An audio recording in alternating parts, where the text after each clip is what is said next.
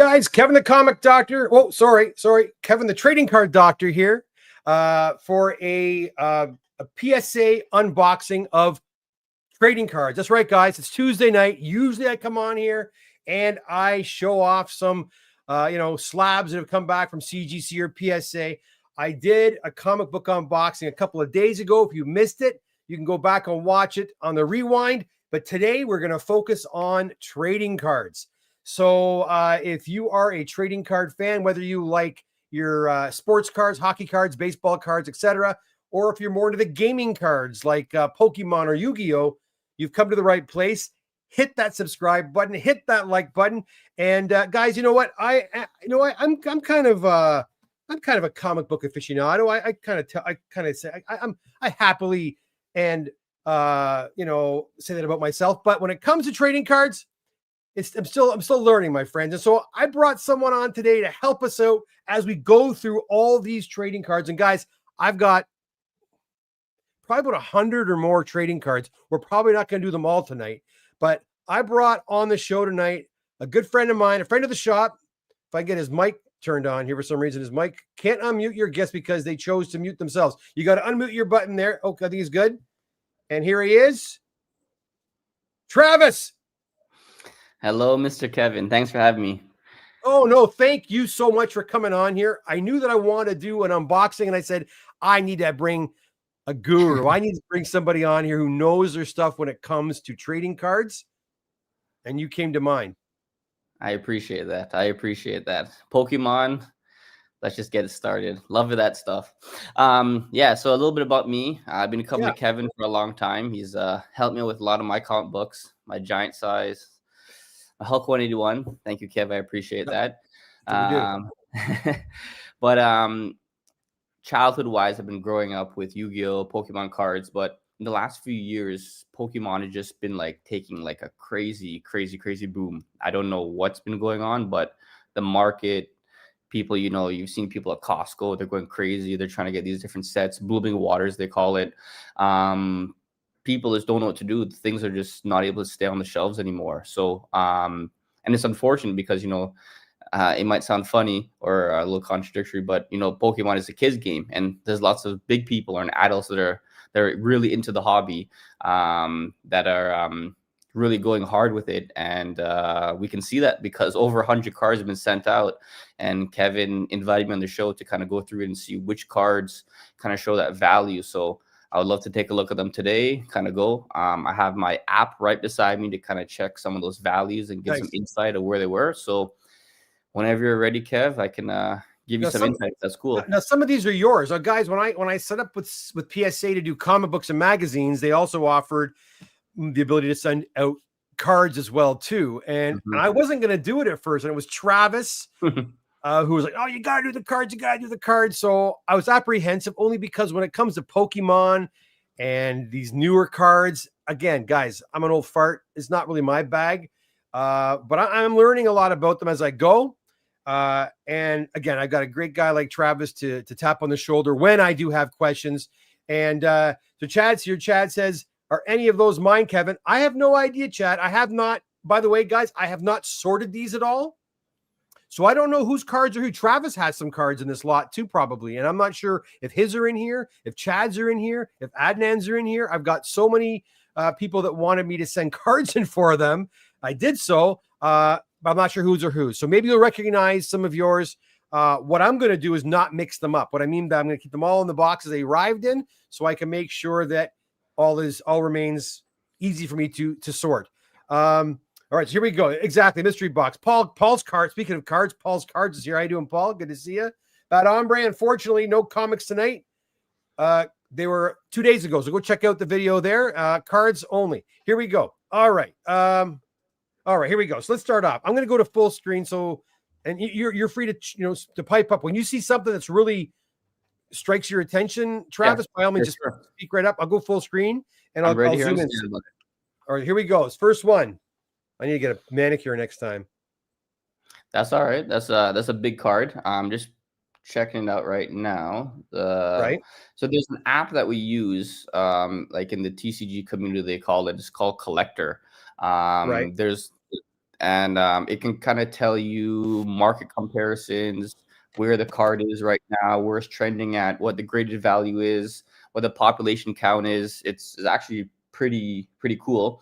So that dark Tyranitar that's on the screen that Kevin's holding, in a PSA 9, it came back. So early congrats on that, whoever's card that is. Raw value, if it is not graded, comes out to be about $280. That's not graded. In a PSA 9, the last value for a PSA 9 comes in at, apologies. No problem. PSA 9, sorry, apologies. Yeah, so raw is about $37 and PSA 9 is almost 234. So PSA 9, yeah, it's up there. That price is probably shot up. And what I was telling Kevin was, it's interesting in this TCG market. Things are changing every few weeks, every month. So by the time you submit something and Kevin takes a look at it and does a nice one over and make sure it cross all the I's and dots all the T's and it's up to his standard before he sends it off. That card is probably probably gone up in value already. Like, I know I sent out a card with Kevin. I think it was only worth maybe $150 at the time. And if it came back, the number I hope it is went to $900, and I didn't do anything. But the man over there, that gentleman over there, the comic doctor, he definitely works the magic, I would say, right? And I appreciate the PSA for sending it out as well. I gotta say, understand something. When you say magic, we're not doing anything, nefarious to the cards. I know there's a lot of guys out there using kits and different techniques to take dents out and that sort of thing. What we do, very benign, very conservative. We wipe the cards down. If the corner's bent over, we flip it back, kind of smooth things out a little bit. We are not, submerging cards in liquids and doing all kinds of crazy things that take 3 or 4 days per card. We're not doing that. And I mean, PSA specifically told us how we should be running this operation and also how to submit the cards to them. So every time, if you send in cards to us at the comic doctors or the trading card doctor's office, what we do is we'll look the card over, of course, make sure everything's looking good before it's sent out. We then put the card into a proper penny sleeve with a tab and the proper sized semi-rigid holder as well. Because they expect it to arrive that way. They need it in a certain sized holder because they take pictures of every single card as they arrive. Exactly. Okay. Exactly. So, what rise against the PSA is, as Kevin said, that they're very stringent on the requirements that they want it to be in, because they take pictures as it comes in and they take pictures as it leaves. So they want to make sure it covers all aspects. So yeah, you're right. You're right, Kev. Now, Peter G asked a question: what restrictions do PSA have regarding cards? That's a tough one. Yeah, but it's well, PSA they grade based off of surface, edges, corners, dents, the whole shebang, almost like how CGC does with comics. PSA, I believe they won't grade any cards if they feel that the card has been tampered with in any way or miscut. And miscut, unfortunately, we were talking a little bit about this before the show started. It looks like, and it's just luck of the draw. These cards are going through big presses, big printing cuts, big cycles, and unfortunately, due to get miscut or misaligned, and PSA, sometimes they will flag it that maybe the card was tampered with, it was cut with scissors or whatever the case may be. But you just open a pack of cards, basketball, NHL, MLB, whatever it is, and you send it off. You think you're going to get a perfect 10, and unfortunately, PS says they didn't like what they see. They send it back, right? But talking about restrictions here, man. Here's one that we got back with this order. It was a Yu-Gi-Oh card, and it says on it, miscut, do not holders. They did not holder it because it was not because it was tampered with, but rather because they feel the card was miscut. Now, as you can see, this is the holder I was telling you guys about. It's the right size holder that we send them in, and this is the penny sleeve with the tab. But they still determined this card that was a Yu-Gi-Oh card to be miscut, and so they returned it as is. I don't know if they charge. That's something I'm not sure about. I'm not sure if they charge for evaluating this card. that is another thing that slowed me down. I'll be honest with this first batch is I'm learning about the charges, especially shipping, brokerage fees, all the different types of shipping. The first 2 boxes they ship them express. So these cards cost a small fortune to get them back from Santa Ana, California. And currently we have another box in limbo right now, but it's not lost. It's just in FedEx limbo. It's going to go back to Santa Ana, then back to me again. But yeah, these are the kinks that I'm figuring out as we get started, but no problem. But again, here we have one. You're talking about restrictions, miscut. They'll send it back. They won't grade it. So there you go. Anyways, let's look at a couple more here. We've got some Yu-Gi-Ohs here. I know Yu-Gi-Oh's not your, or sorry, not Yu-Gi-Oh. Is it Yu-Gi-Oh? Yeah, Yu-Gi-Oh. So we have, I'm going to show them really quick. They're kind of cool to look at, I guess. I don't know, again, much about Yu-Gi-Oh. Pull it up on collector. We'll see if it pops up any values. So that looks like a 2006 Yu-Gi-Oh! First edition E-Hero Steam Healer. I'm a little bit unfamiliar with Yu-Gi-Oh, but I'll type in. Let's see what pops up here.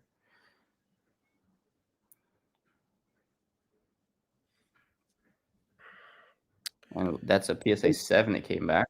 All right. In the meantime, Dave asks, what does PSA charge to grade encapsulate?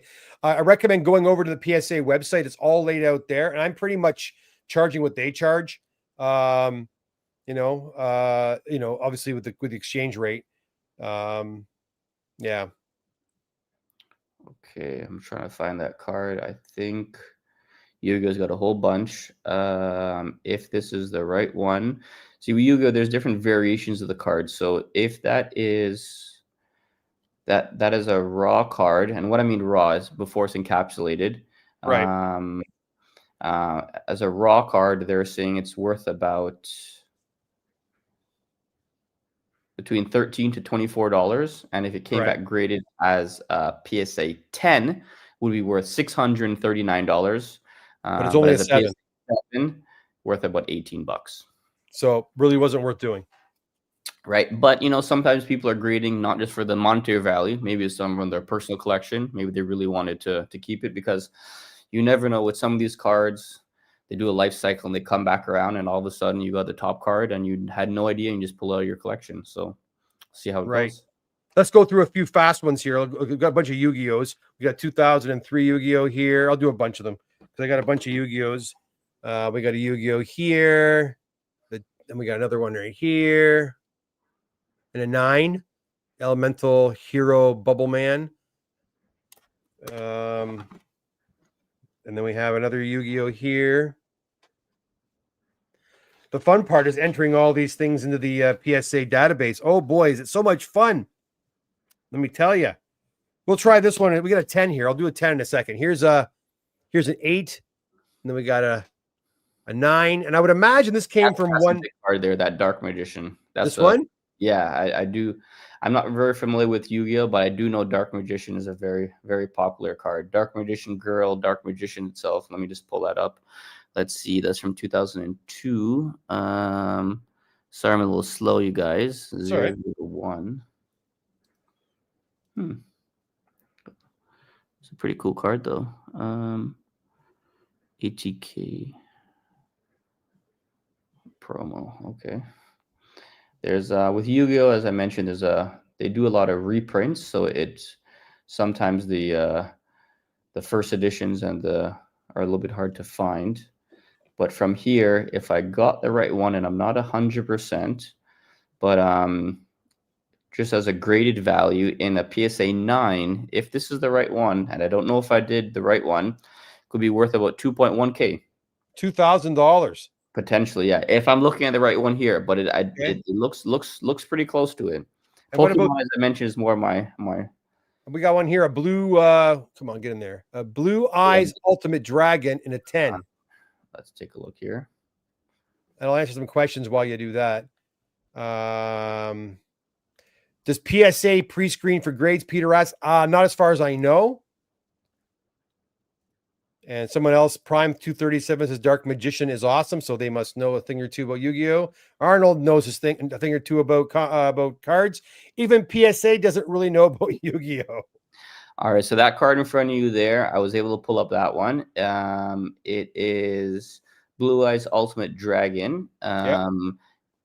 series number EN005, and it came back a perfect gem mint 10. So congrats, whoever's card that is worth about $983 based on the collector app. So congratulations. So you know what's crazy about that? And I think the ones I just showed you, those like 7 or so cards we just looked at, all came from the same person. So I mean, you send in 7 cards, 1 or 2 come back, not, you know, $18, not really worth it. But you get one that comes back like that, and it pays for the whole friggin' lot.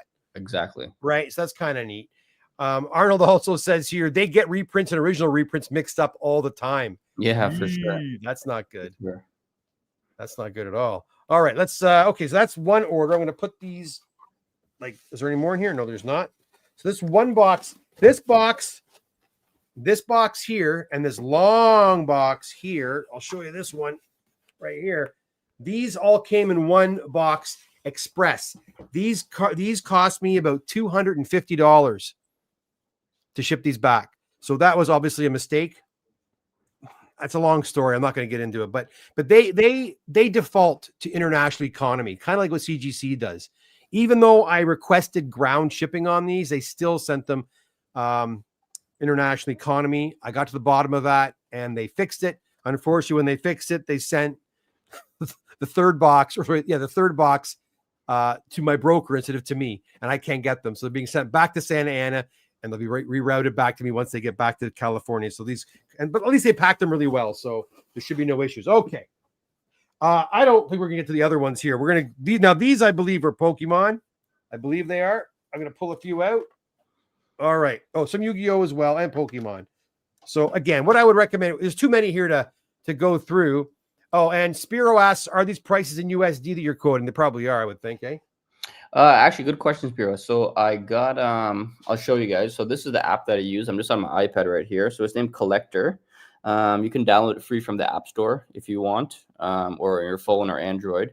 And you can literally just go to the search bar and you can type in what card you're looking for. It even pulls up comic books, Yu-Gi-Oh, Magic the Gathering, everything. There's a paid subscription if you want. I'm not affiliate with them by any choice, but I just use it kind of track my collection. And you can actually set up if you want it in Canadian dollars or US or whatever currency. And for mine, I actually had set it up in Canadian dollars. So okay. The values I was telling you was in Canadian. All right, perfect. Thank you. That's excellent. Peter G asks, which cards or series are the best to collect? That's a hard one. Yeah, because right now with Pokemon, they're releasing a new set probably, I would say, almost every 3 months now. Since January, they've already dropped Journey Together, Destined Rivals. Like, I'm saying things maybe that might be speaking a different language, but yeah, Journey Together, Destined Rivals. The new one that just came out like 2 weeks ago is named Mega Evolution, and there's a next one coming out in November 14th, I believe. So they're doing at least 4 or 5 sets a year. And what's interesting is that, as I was telling Kevin, is by the time you kind of go through packs and you find the card that you're potentially looking for, that chase card, you send it to PSA. It's kind of interesting. You already moved on to the next set, right? So by the time you get it back, yeah, you've got that 10 or that 9, you're really happy, but then you're like, you got to go chase the other new card that's coming out. So it's an ongoing, like, uphill battle. That's why you can see all these guys at Costco or whatever, they're doing they're waiting 6 o'clock, 5 o'clock in the morning to try to get whatever cards they can, because they don't know when they're going to get their hands on it again. And this is what Prime 237s of the scalpers are killing Pokemon. Those are the guys you're talking about. Yeah, exactly. Yeah. So Costco, when they release a set, people are reselling it a few hours after it comes out, or online or on eBay. It's unfortunately, it is definitely getting a little bit out of hand, but people have seen there's definitely a big monetary value behind this this hobby, or this income stream, as people are maybe using it now. But it's definitely an interesting hobby, I'd for sure say. For sure. Like, there's a card I think I told you guys that Kevin, hopefully we go through it in one of mine pulls out today and I could tell you, but one of them was they call it the Bubble Mew. And I was praying to get that 10. And I think Kevin said it might have only got a 9, but I think I picked it up for $150, and that 9 right now is worth $900. And I think at that time was only worth $250. So in the 3 months or 4 months you're waiting for PSA to come back, that number is just skyrocketing, which is crazy. That's crazy. Well, Crazy. here's a pretty modern one I pulled out pretty Okay. quick. And this Take was a 2022 Pokemon Ooh, SWSH. Came back gem mint. What do we know about nice. this one here? This is Ooh, a okay. That's a yeah. So that's a Starmie. If that's the same one, I think that actually may be my card. I'm not taking any notes to that, but that's from Astral Radiance. It's a 2020 set. Um, this card is actually really hard to grade because you can see in the card all the borders of the card is black. So just the yes. slightest little blemish would just really mess this up. And for everyone that does comic collecting, anyone that knows about what's our famous chase comic that we're always going for? What is it? ASM. There's so many of them. I know. Not. But anyway, it has the full black cover, Kev, on the back. Hulk, I mean, like ASM 300.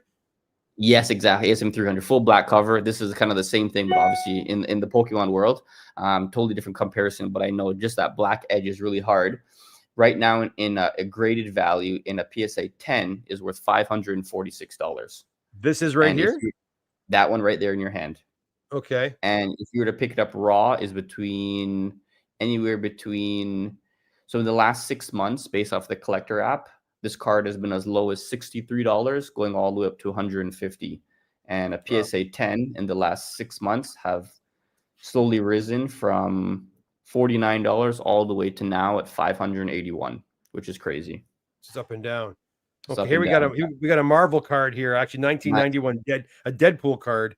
That's pretty cool. It's not a super high grade. It's 6.0 or 6. I could, That's number 3. Okay, let's see if we get It says promo on it. It's a Deadpool promo card.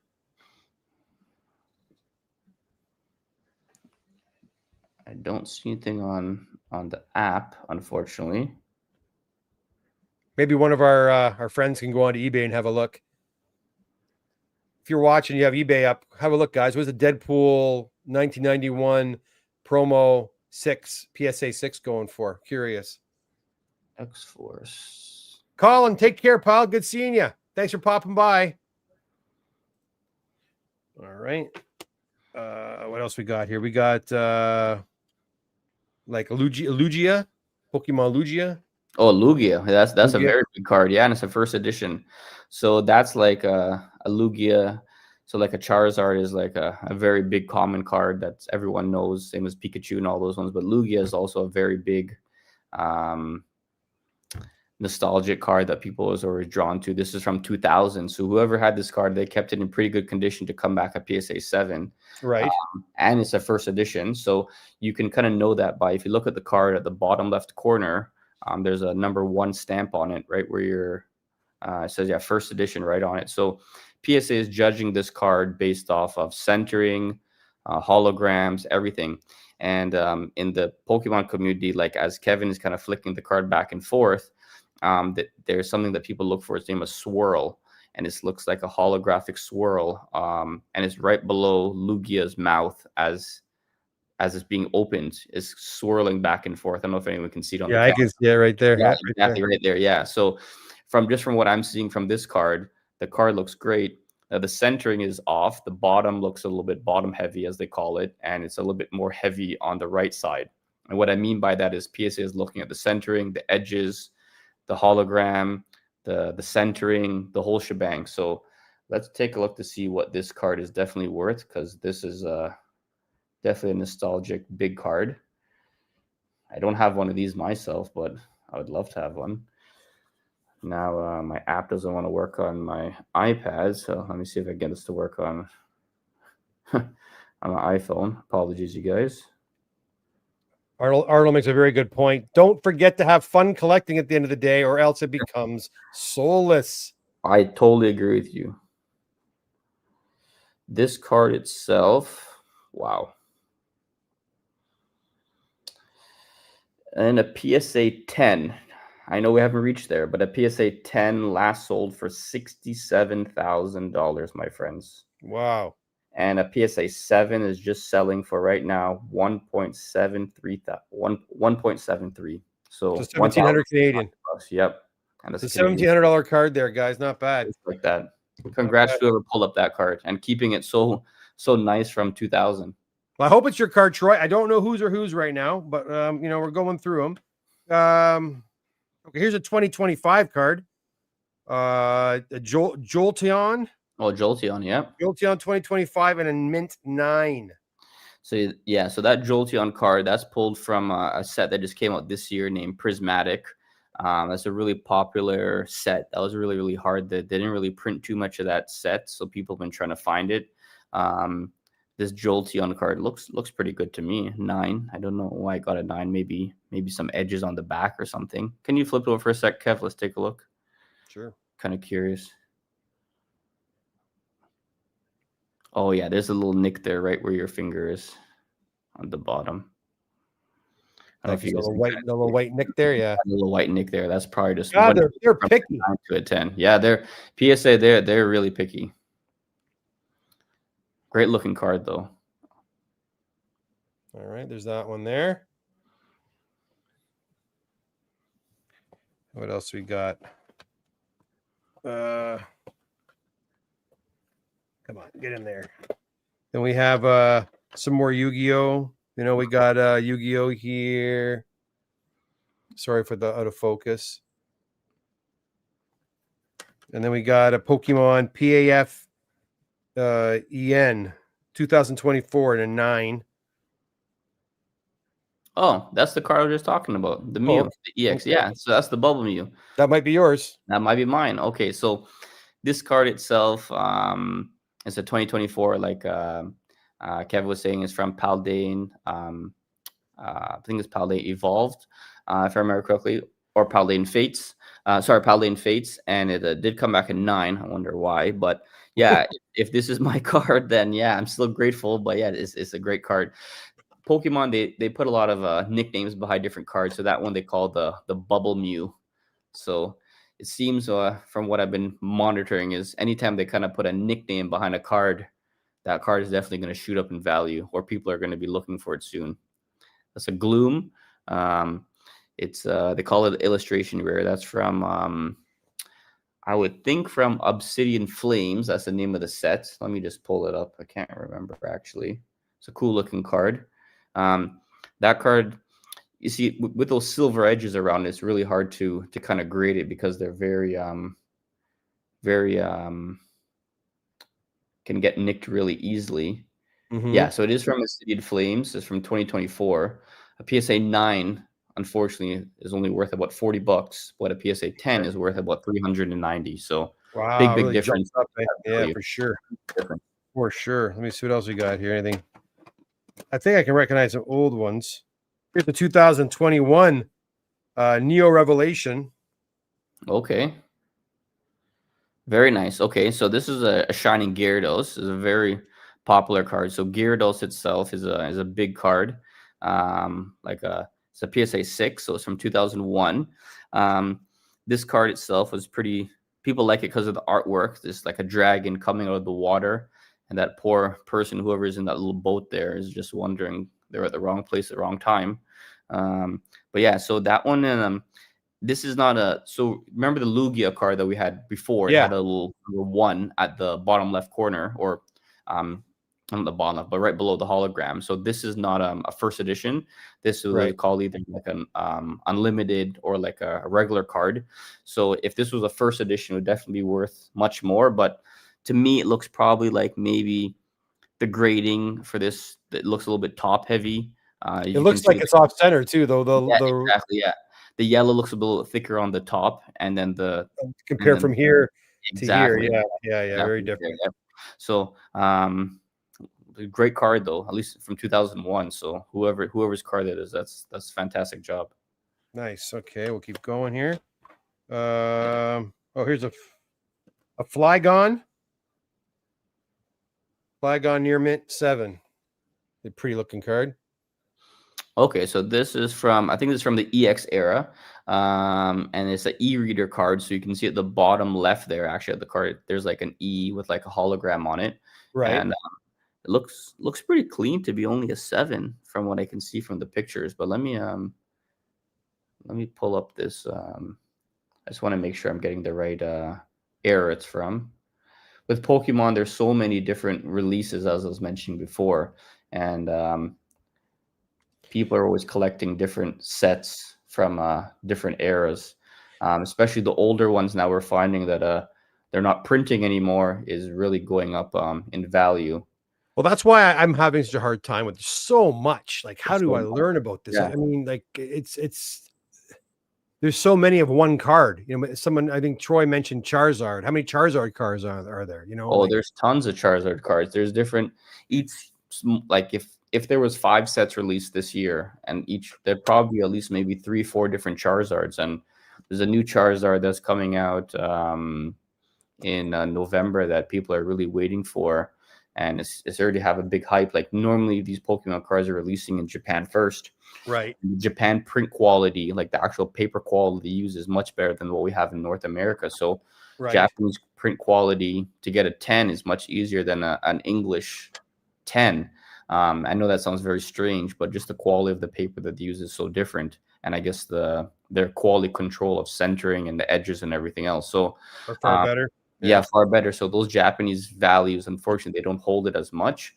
The English ones actually are quite very popular and hold that value very boom. So people are really excited to see about this new Charizard card that comes out in mid-November. So we'll see what happens with it. Here we got something else for you. We got a That's a cool card. So that's from 2004, another one from the EX era. Number 2 is from Team Rocket Returns. So there's a stamp on it right on the card that says Team Rocket. So there was a set released this year named Destined Rivals, which is like the bad guys, if you want to say, of the Pokemon world, where they're trying to always catch the Pokemon and take them away from the main characters. That card itself, I can't remember what year. Oh, 2001. I'm trying to remember what value might be on that card, but it's those older cards, as I mentioned, they're very hard to find now. They're very hard to grade because most people weren't really collecting them back in the day to really grade them. They were just collecting them to put them in binders or just in top loaders to kind of keep them just for nostalgia. But then after they kind of realized that these things have a value on them, then PSA really took a turn. what year did what year did these come out? Pokemon itself. Yeah. If I remember correctly, there was 2 different prints. So they came out with they call it like a they call it like WOC, like West Coast Printing had like the first one in like the States, and then they changed now. If I remember correctly, I think the first print was like 1998 or like 1999. I think that one is from what, 2001.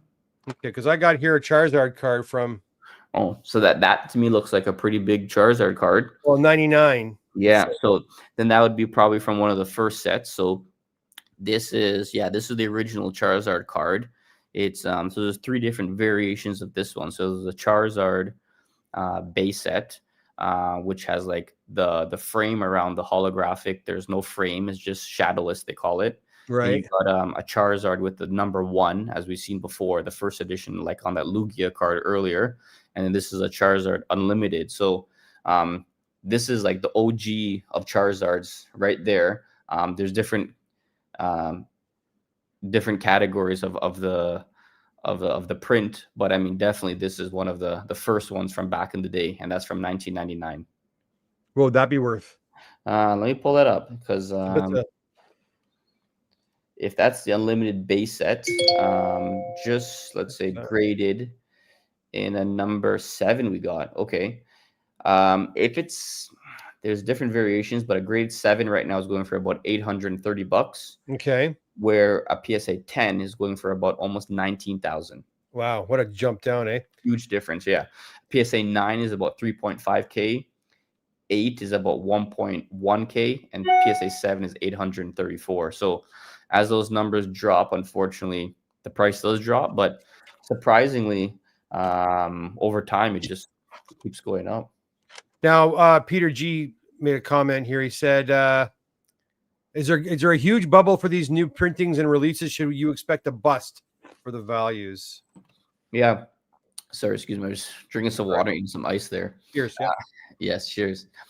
These the new prints, I would say a lot of people have actually found that actually buying them and not even opening the packaging sometimes maybe more, the appreciation maybe more in the long term than actually opening the packs, because in a pack of cards, you don't know if you're going to be getting a holographic or a chase card every single time. So you could be opening a pack with just random cards, and then you just, it's with Pokemon. There's always that chase. There's always that chase card you're trying to go after. So people like that feeling.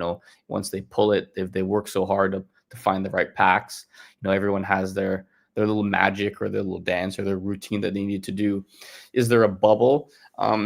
I don't know. They've been talking about this bubble for a long time, and I haven't seen it be able to burst yet. It just keeps going up, which is crazy. I would say definitely the newer cards. The print quality is a little bit different because they're pumping out so much more.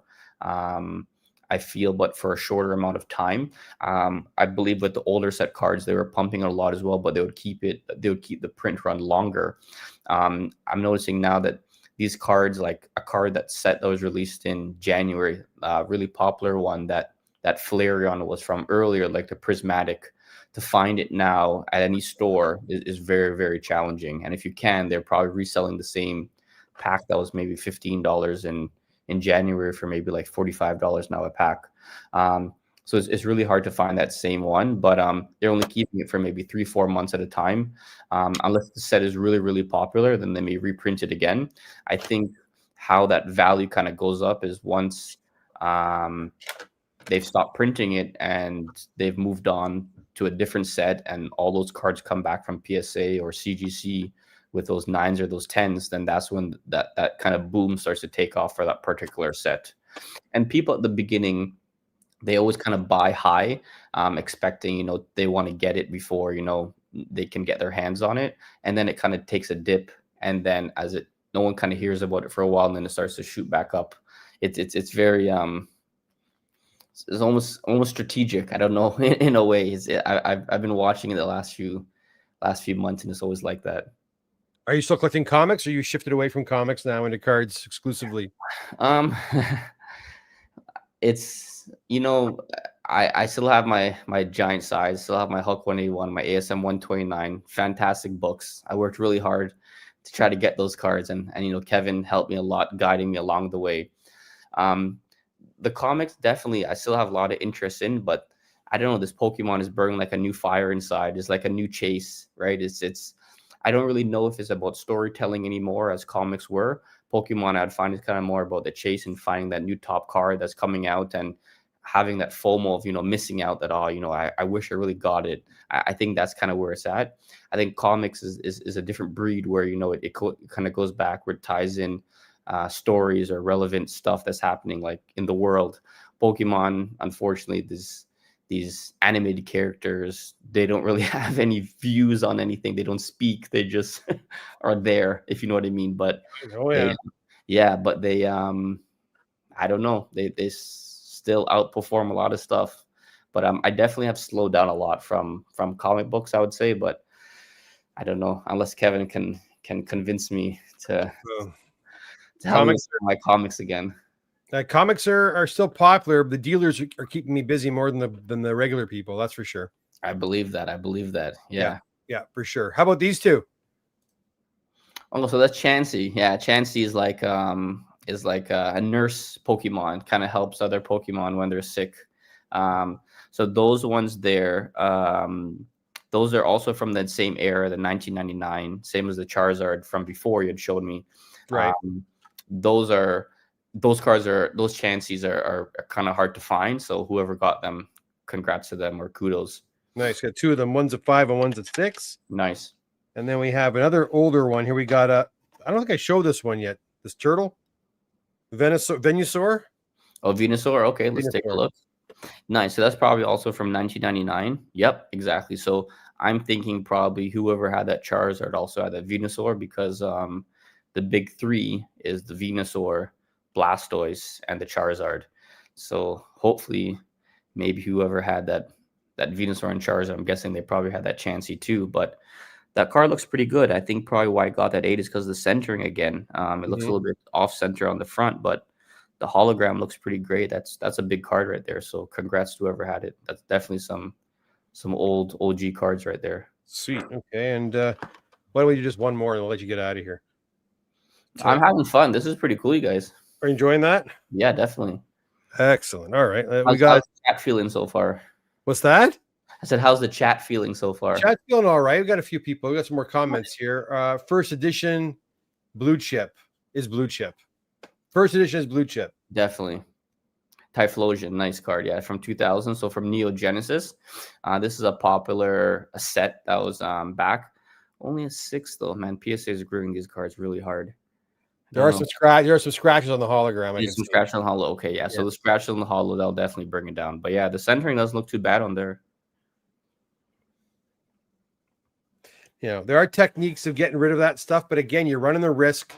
You run the risk if you start playing with your cards like that. You run the risk of them coming back as altered. Is that what they call them? Altered, yep. And they send it back just as you saw before in that little baggie, and they don't want to touch it. Yeah. So there you go. If you want to play with fire, you might get burned. I mean, you can, but you might get burned, right? Any more Pokemon here? We got some. Here's another Charizard. This is more of a modern Charizard here. We got a cool. 2000. Well, not modern. 2004 EX Pokemon Charizard right there. Take a look. Ooh, that's man, that card right there. So that's from a fire red leaf green. They got a Charizard in there. They got a Gengar in there. I think that's Charizard 105. Yep. That's the Charizard card I've been looking for a long time. So whoever's card that is, congrats. Great card. PSA 8. So and Travis will buy it off you. Definitely. You hit me up, I might buy it off you. Are you currently buying, or do you want to tell people if you're like, I'm not buying, but are you buying? Yeah, sometimes, you know, I'm buying or trading. I find it very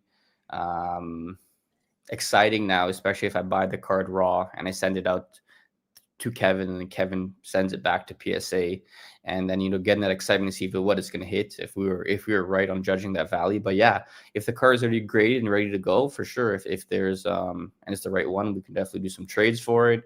Okay, we can purchase it. But that's a great card right there. So whoever got it, that Charizard and the Gengar from that era are very hard to find.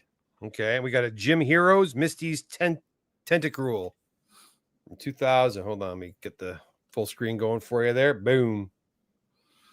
So this is number 5. So this is also from 2000. Yep, Gym Heroes. Okay, so probably why I got that 5. Maybe the scratches, I'm guessing, on the hollow, probably on the back. Yeah. Otherwise, the centering and the yellowing looks greater on it. Oh yeah, the lots of edge wear. Yeah, lots of edge wear, some scratches, some scuffs. Yep. Yeah, this is a well-loved card, that's for sure. Card. Yeah, that was definitely a nice binder card back in the day. Yeah. Anything else cool to see here? This is Pokemon Pal. Nice. So that's a Magikarp. So this is PSA 9, as everyone can see. I don't know why. Maybe the centering kind of threw it off, but this artist who drew this card is he made another card that's also very famous right now. It's named Giratina. It's very intricate in the designs, and there's kind of a lot of hidden stuff in the artwork that's behind there. The artist of the card is with Pokemon. It will actually show you at the bottom left corner. There's like it says. So this artist himself is quite famous right now. He's doing a lot of stuff, and people are trying to find his artwork. Is named I don't know if I'm pronouncing it right, but it's SH. I don't want to mispronounce his name because he's doing great work right now. But a lot of people are going after these particular cards that he's done, and H&M and some stores are even publishing some Pokemon shirts that are exclusive to this content right now. Oh, wow. 7 and a 9. One's a 7 and one's a 9, yeah. So they're probably that 7 I'm trying to see there. Maybe got that because the bottom looks a little bit shorter than the top. It is, it's a little. I'm trying to see anything else I'm noticing on it. The back's got a bit of a bend and scratch in the bottom. It's kind of hard to see. Yeah, it's kind of hard to see, but it's hard to see with the. But I've noticed some stuff for sure. Wow. Let's do one more. Let's do two more. Let's do 3 more, and we'll call it a night because I'm tired. So I'm not going to crack those boxes open. That's going to take forever, and I need to go to bed. But So it's been a long. As a heads up, that Kevin, that card you just showed, that if it was a PSA 10, would have came back at $3,000. Yeah, well, PSA 10's like, I mean, this whole box there was 110. Yeah, it's hard. PSA is judging it really hard right now. Yeah, they're not a few 9s, but not a lot of 10s. How about this one? So that's Umbreon. That's like Umbreon, Charizard. Those are all very. Some people call it overrated. I don't want to get into any debate right now, but anyways, those are cards that are really big right now. Umbreon is doing some big numbers, especially with Pokemon. This card itself, if I remember, this is a reverse foil PSA 7 from Aquapolis. Yeah, so this is an e-reader card, and you can see there's like an E at the bottom left.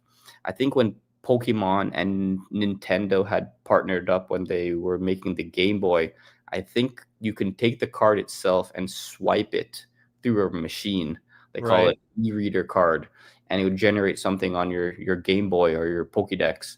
And it's really hard to grade it because, you know, people weren't collecting those cards at that time to go to PSA. They were collecting it to play the game. Right. So, if there's any scratches on there, it might have been from back in the day when they were playing it. But PSA 7 for 2000 and that year 2001, that's great. That's not bad. Okay. Yeah. And then we got 2000. Here's a 2023, and then we'll finish off with a 2004. Nice. Okay, so we got a little Poly World there, and it looks like he's skating or maybe walking the rain. One of the two. I think he's walking the rain. So he's a water type Pokemon, and this is from 2023. Can't remember what set this is one from, but it's got a PSA 9. So just missed the mark again, like you said, Kev. We've only got one Big 10 so far. So yeah. All right, and we'll end it off with from 2004 another EX card, Zapdos. Nice. Yeah, so this is a really cool card. You see at the bottom right there's a R, which means it's from Team Rocket. So that was that set that was kind of released this year. So maybe this person submitted it hoping that it would go up in value.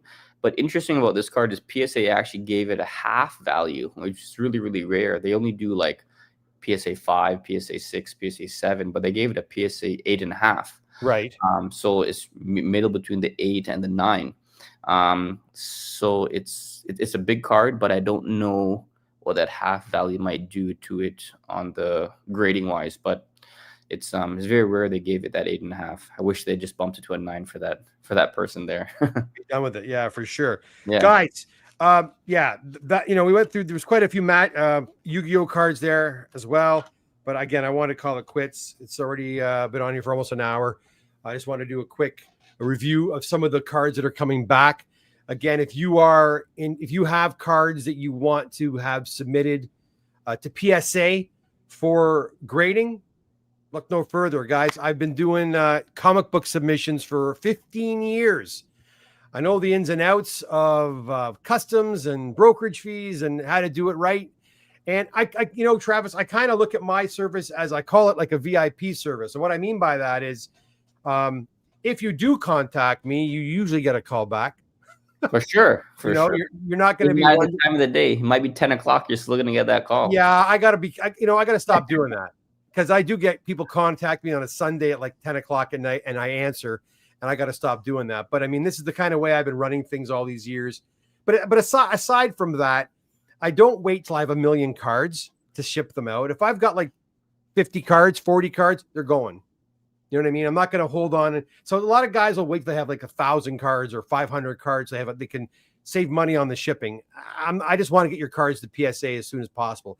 I do the same thing with comics too. I don't wait till I have 1 million comics. I usually send, well, that said, I still get a lot of comics. On average, I send about 150 comics to 200 comics a week to CGC. So that's kind of the average. But cards are starting to pick up. So if you are looking for someone to help you with your card submission, whether it be sports cards, Pokemon cards, Magic, The Gathering, Yu-Gi-Oh, whatever. One Piece. Whatever, yeah, I'll help you out. And I'll do more of these unboxings as well if you guys want me to.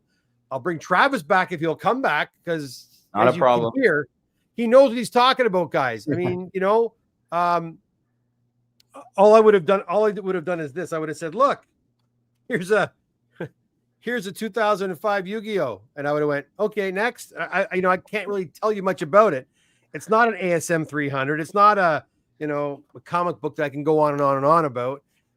So that's why I love to have someone like Travis here who really knows. He loves this stuff, and he really knows about the grading side of it as well too. So a wealth of knowledge. I want to say thank you for coming today. Not a problem. Thank you for the invite. No, thank you for the invite. I appreciate that. Not a problem. Now, if somebody wants to contact you with questions, or if they have cards they want to move or sell or trade, how can they get a hold of you? Yeah, if you want, the best thing to do is, number one, if you go into the shop Saturdays, you talk to Kevin. If you're unsure if you want to get stuff graded, Kevin can give you my details. Reach out to me, send me some pictures. If you want, we can meet up. I'm local in Durham, so it's not a problem. We can take a look at it and see what makes sense, if to grade or not grade. Because, unfortunately, PSA, that they're pretty hard. They're pretty cut and dry with getting PSA 10. So we got to see if it makes sense if you're trying to get a PSA 10 or if you're going to get a 9 or whatever the case may be, and it's not guaranteed, right? But yeah, if you want to get in contact me, reach out to Kevin. If not, you can send me an email. Kevin can pass my details on to whoever's interested. It's not a problem. I love doing this. My normal 9 to 5, I work in real estate. So this is just a hobby of mine, pastime, just to relieve some stress. So keep my head in the game. But yeah, no problem. I wouldn't mind to take a look at some cards, take a look at some stuff. Is it okay if I put your email in the information section below? Yeah, sure. If you put my email there, if you guys send me an email or a message and we need to meet up, not a problem at all. Yeah. Perfect. For sure. All right, Travis. Well, thanks so much for popping by. Not a problem, Kev. I appreciate the invite, and everyone, thanks again for tuning in. Kev, you're a hell of a guy, man. I appreciate having me on. Oh, look who's talking. Travis has been an awesome client. Now I call him a friend. He's been coming to the shop for years now, since that was in the old location, now in the new location. Yeah. All those stairs we had to climb up together. All those stairs, all the exercise we got. It was fantastic. Mm-hmm. But I liked you more when it was comic books. Now it's all cards. And I'm just joking. No. For me to get out of that, to get that 9.4 to 9.6, I'm weighing the cons. You said no, so I got to hold off a little bit. So just like what Travis just said, guys, it's really important before you grade anything. I don't care if it's a video game or a card or a comic book or a magazine. You got to do your homework. And I've said this to everybody who comes in. You have to do your homework and make sure that the money you're going to spend on the item, on the collectible, does it make sense? Is it warranted? Is it worth going through all the trouble to have this item graded? Because it's expensive. This is a very expensive process. And, if you're sending, 10, 15, 20 comics or 50 or a whole box of cards, boy, it adds up pretty quick. And if you don't get a couple of winners in there, it could really stink. And so, it's good to have guys like Travis to if you're not, skilled at grading, it's great to have guys like Travis to tap on the shoulder. And even when it comes to comic books, I turn away so many people, guys, that come to my shop. I'm like, a guy will come with 20 books. I was like, don't grade any of these. Don't press any of these. And when I say that, I'm losing money. I'm saying, that's work I'm saying no to. But we don't want anybody to go through the process and be disappointed with the results. And if our experience can help prevent people from losing money, hey, that's great. That's what we hope to do, right? So, anyways, again, Travis, thanks so much for popping by. Not a problem, Kev. Thanks for having me on. You got it. All right, guys, that's it for me. You guys take care. Have a great rest of your week. I'll be back again probably sometime next week, whether I'm here talking with Travis again with cards or back with comic books or magazines. Time will tell. I have no comic boxes to unpack right now, but more always on the way. So I anticipate more will be on the way in the next few days. or so. Again, if you want to contact Travis, I'll put his email down below in the information section as soon as I end the stream. Until next time, my friends, thank you so much for popping by. And again, have a great rest of your week. See you here very soon on the Trading Card Doctor / Comic Book Doctor, Comic Doctors YouTube channel. All the best. Bye for now.